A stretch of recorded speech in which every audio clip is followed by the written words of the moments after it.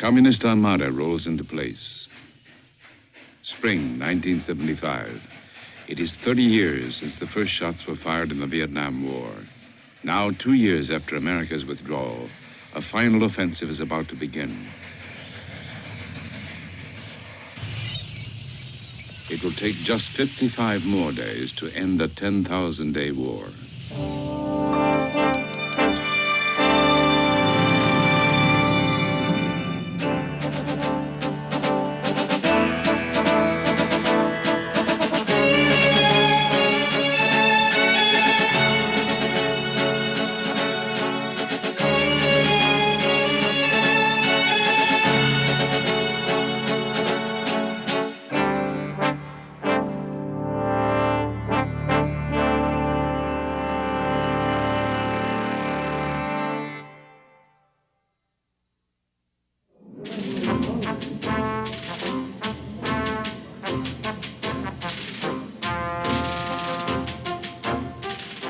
January 1973, the Paris Peace Treaty is signed. Under the treaty, only 50 U.S. military advisors remain from a one-time force of 500,000. The main compromise allows Hanoi to keep 150,000 regular troops in the South and allows President Thieu to remain in power. Although Congress forbids further U.S. military action, President Nixon gives Thieu secret assurances that America will use full force if necessary. But in August 1974, Nixon resigns.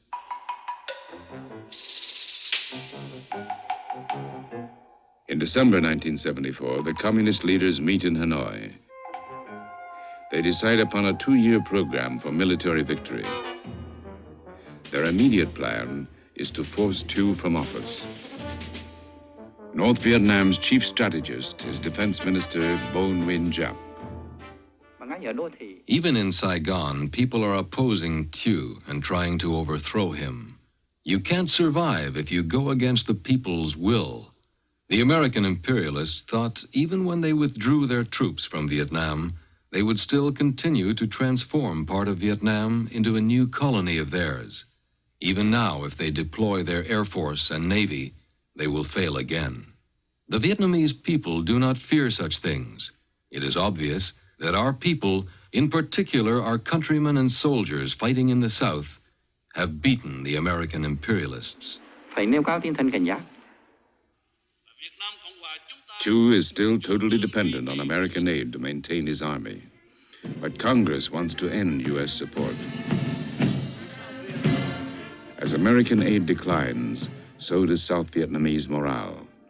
Since 1973, from the time we signed the peace agreement until 1975, our war potential has been reduced to 60% because of the cut of the economic and the military aid from the United States. And that, I say that the Vietnamization has not been honestly done as promised by the United States. This is the main reason of the collapse of South Vietnam. In Saigon, there is still hope America will return. The capital is crowded with refugees.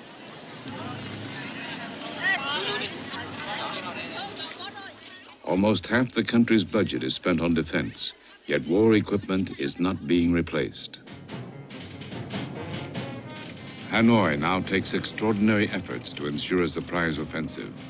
The field commander, General Van Tien Dung, is sent into South Vietnam, but to remain anonymous, he travels part of the way by bicycle. Journalist Wilfred Burchett. They went to great, considerable lengths to guards keep secrecy. They kept secret the fact that Van Tien Dung had even gone to the south. They kept issuing birthday messages or congratulatory messages from Hanoi, signed in his name, and his car went to the staff headquarters at the same time every morning. And so at all levels, they were very conscious of the need for secrecy, and I think very effectively kept the secret. Hanoi moves 3 armored infantry divisions around Ban Mi Tut in the Western Highlands. Though Ban Mi Tut is a strategic center, only 4,000 South Vietnamese troops are deployed there. 2 a.m., March 10th, 1975. An artillery barrage opens the attack. Tanks spearhead the 25,000-man communist force. They encircle the city. By dawn, after 4 hours of intense artillery fire, North Vietnamese infantry penetrates the defenses.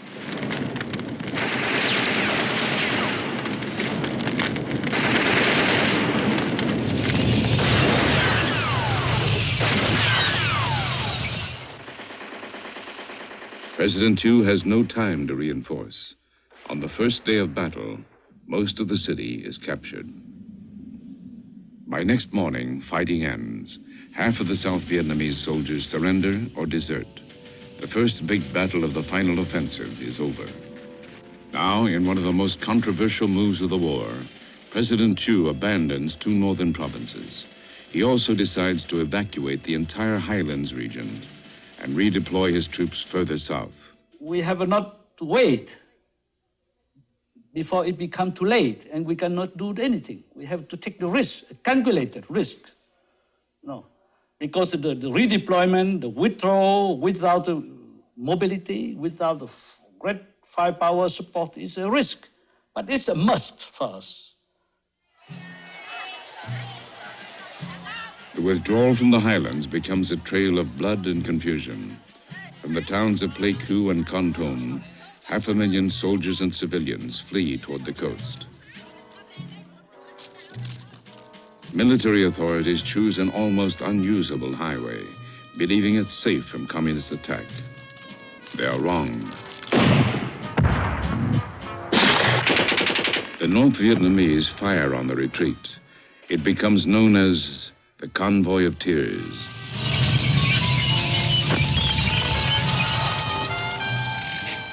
Only 120,000, 1 in 4, reach the coast, where the panic renews. Survivors tell of babies and old people crushed by military vehicles, and of children dying on the road from hunger. The withdrawal was rated one of the worst planned and worst executed in military history.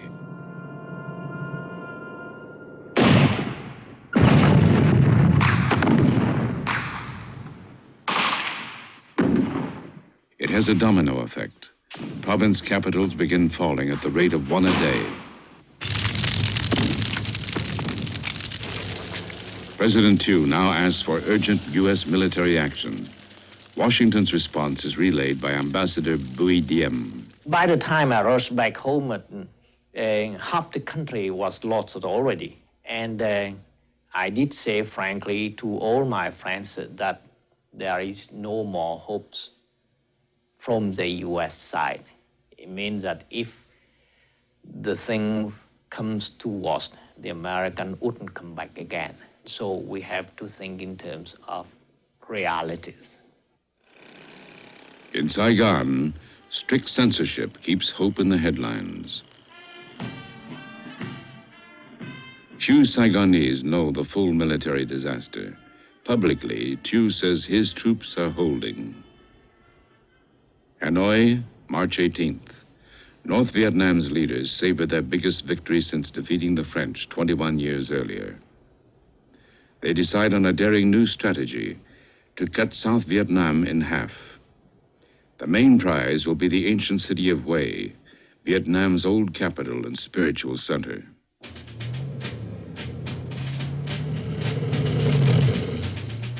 Within 24 hours, preparations for the attack begin.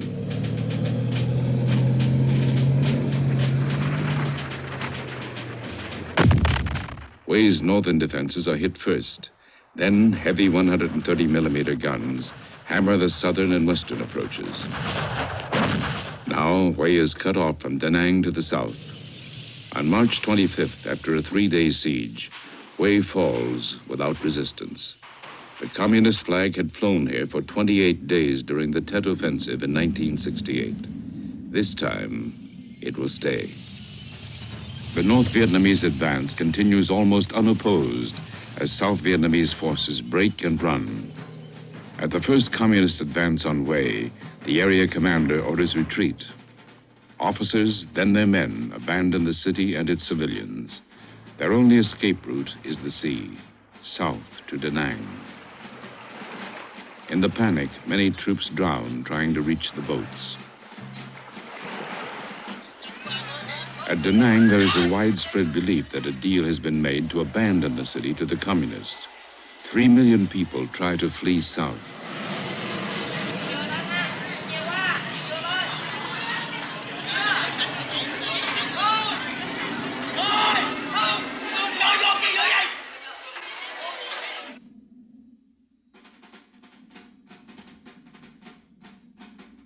As 35,000 North Vietnamese troops approach Da Nang, the South Vietnamese commander abandons his men. Other officers remove their uniforms and hide.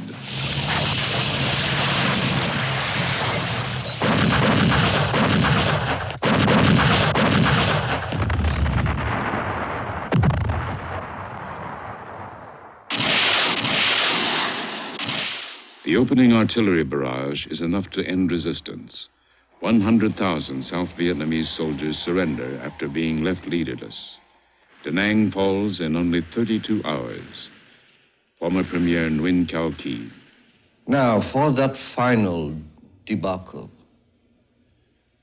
I have to admit that it's our responsibilities. Or to be exact, I should say it's Mr. Thieu's responsibilities. Ban Me Thuot, when it first started, commanding officers ran first. In the ICO area, Da Nang, commanding officers ran. Everywhere, commanding officers ran first. And all those commanding officers were appointed by Mr. Thieu. Actually, the first time, the morale of the army was affected. Not affected because they have been just overrun. Affected since 2 years, because everyone understands that the military aid has been cut, the economic aid has been cut. There's many signs that America have abandoned us. By early April, the communists control the north and center. There's new respect for the North Vietnamese field commander, General Deng. He is an outstanding tactician like his tutor, General Giap.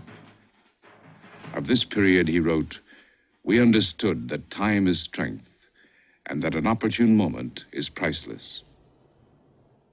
The U.S. Army Chief of Staff, General Weyand, now visits Vietnam. He reports that Saigon urgently needs $700 million worth of arms replacements. But politically, this is impossible. South Vietnam's army is doomed. Military analyst Brian Jenkins. It was my belief that if that assistance were withdrawn, that then this military machine that we had created in South Vietnam would indeed collapse of its own weight.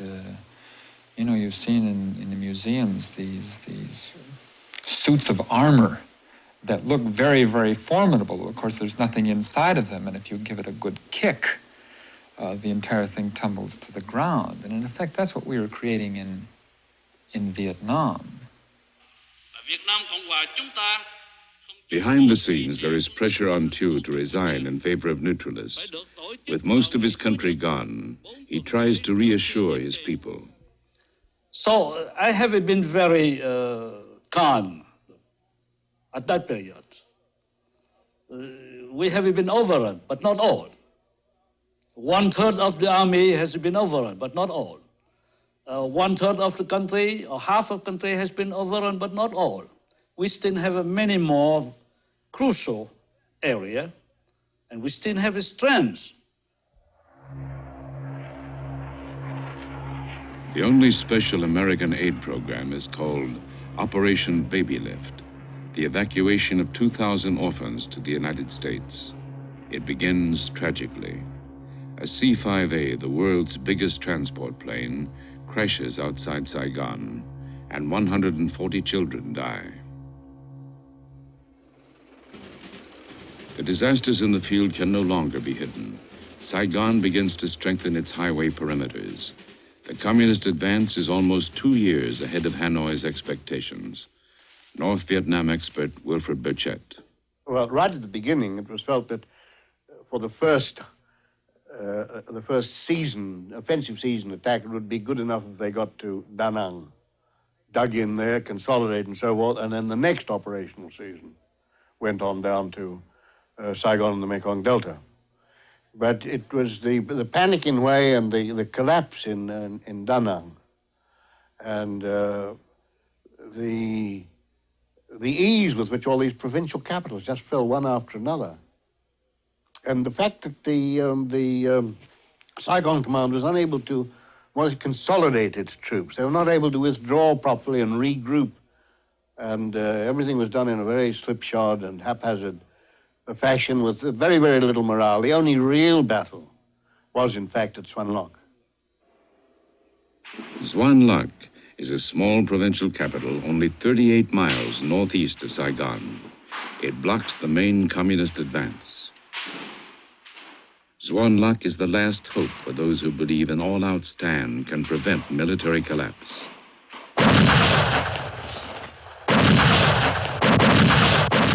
April 9th, the North Vietnamese open fire on Xuan Loc. But this time, there is no easy victory. The communists later called the fighting fierce and cruel. 40,000 North Vietnamese troops launch an assault against the city. They are repelled. The defenders counterattack.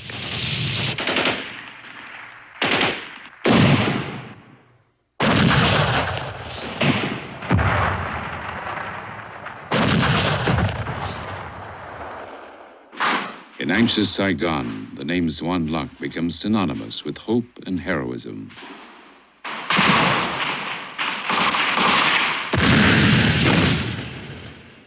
The North Vietnamese decide to bypass Xuan Loc and strike at the next city, Bien Hoa, closer to Saigon. After a week, both Bien Hoa and Xuan Loc are outflanked. The defenders retreat. It is April 16th. For the North Vietnamese generals, the way to Saigon is open. They order its capture within 2 weeks, by May 1st. Hanoi strategist Colonel Ha Van Lao. The army units that had the mission of encircling and attacking Saigon only took with them what was necessary for the fight. Some advanced in convoys, others advanced on foot and ran and made 50 kilometers a day.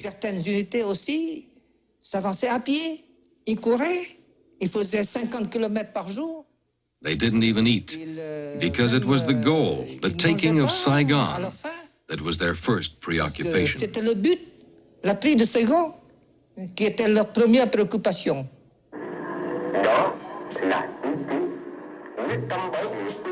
Saigon itself appears calm, but tension mounts as supplies of gasoline and other commodities grow short.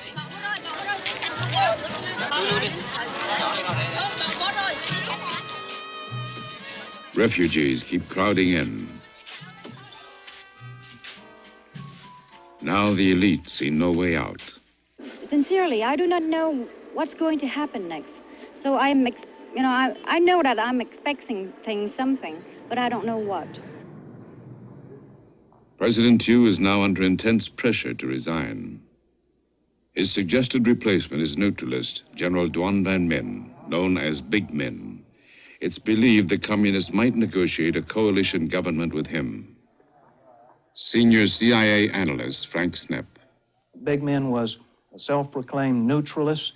He'd called himself a member of the Third Force. He had a brother or a cousin, there was some debate over this, who was a high-ranking North Vietnamese political officer, a general. So Big Min was the last American hope. Thieu had to be got out of the way. On April 20th, U.S. Ambassador Graham Martin visits Thieu. I simply went to President Thieu and laid out on the table as clearly as I could marshal the facts as they seemed to me to be relevant to the situation. The military situation, what the other side had, what we had, the political situation, the attitude in his own administration among his own generals, and expressed the conviction that while I did not believe myself that there was any possibility of such a transition, it was clear that some of his own generals wished to attempt it, but would not do so with him in position. The next day, April 21st, Thieu resigns the presidency. As a caretaker government takes over, Thieu is hurried into exile. And it so happened that it was my job to get Thieu to the airport shortly after his resignation. And what a night it was. It was a starlit night. There were tracers out along the perimeters of Tonsanut Air Base. Several colleagues and myself from the CIA, as well as the CIA station chief, collected limousines. I was armed to the teeth because I had visions of what had happened to Ziem in 1963, ordered out of the car, cut down by young Turks. It was rather amusing to think back on it because we certainly couldn't have defended ourselves with the AK-47 under my seat, the snub-nosed .38 strapped on my hip. It was a great adventure. And I looked in the rear view mirror at Thieu's eyes, and they were glistening with tears at that point as we passed through the airbase on the way to the airplane that was to whisk him out of the country. Thieu leaned over the seat, and he said, "Thank you for all you've done."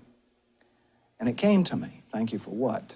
For the 50,000 American lives that have been given here in Vietnam. And I thought about saying that, but being the the loyal bureaucrat I was, I kept my mouth shut, shook his hands. The man was crying. I guess he didn't need that final humiliation. He ran up to the airplane. There were cameras banging on various lapels. The suitcases were whisked aboard. And there was Ambassador Martin, immaculately tailored. He was wearing his horn rim glasses, I believe, looking very much like a professor, nothing like an ambassador bidding farewell to the last vestige of the American experiment in Vietnam.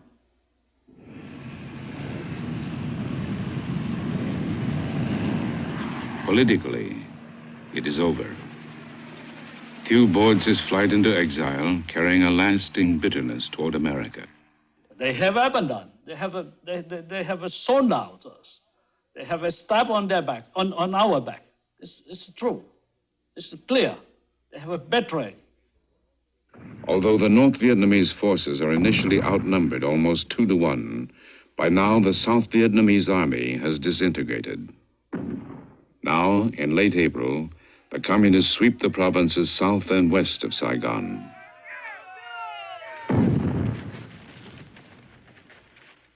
Vast numbers of refugees descend on Saigon, oblivious to shells and bullets, believing it a last safe haven. Saigon has held out against the North for 20 years.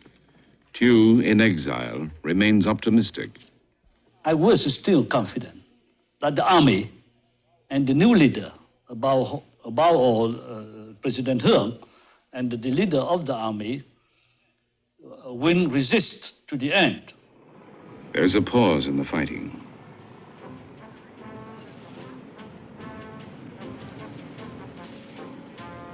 Now, over 3,000 people are leaving the capital daily.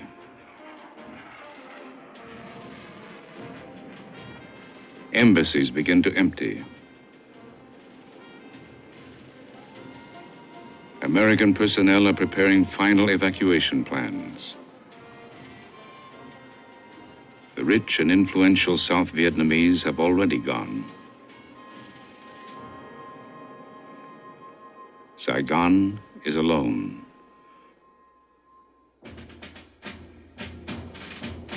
The communists discuss how to take Saigon fast, with certain victory, and with minimum civilian casualties. As General Zeng puts it, the old regime must be crushed and left like a snake without a head. There are now 7 days left to the end of the 10,000 days of war.